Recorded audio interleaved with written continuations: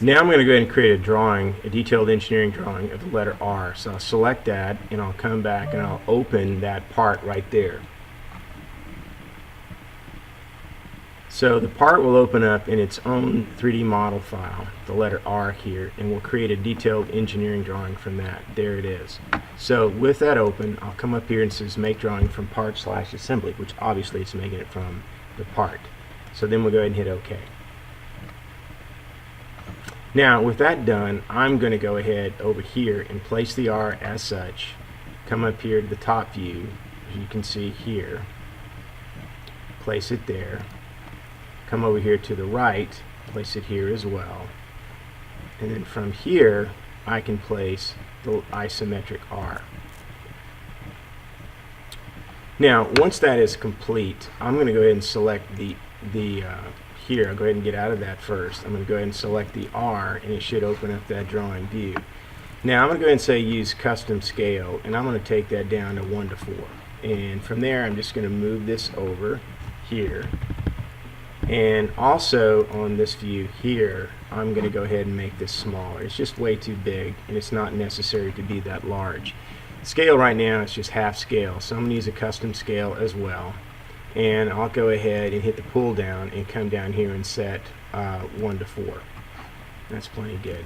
And we'll go ahead and accept that. And as you can tell, it scaled everything up accordingly.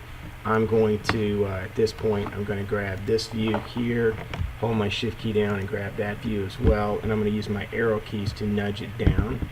And that should be sufficient for what we need to do. I may move this ISO over a little bit, as you see there. Okay, now let's go ahead and dimension this guy out. So let's get the first things first though. Let's accept that, and we're going to go ahead and, just like on the other drawings before, we're going to fill out our title block. So I'm going to stop here and come back and show you the finalized drawing. Save some time.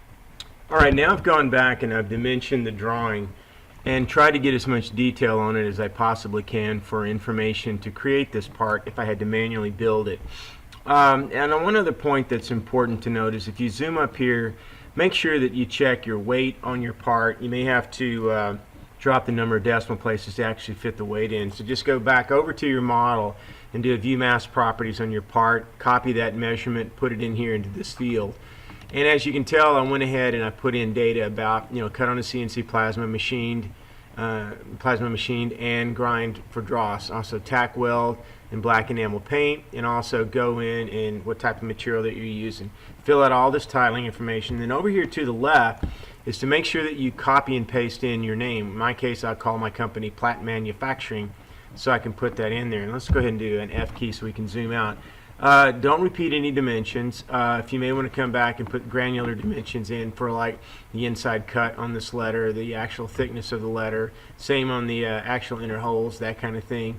You need to put that in. So this looks pretty good. I think we're going to go with this, and now we're going to go create the custom drawing that's going to be loaded into Illustrator.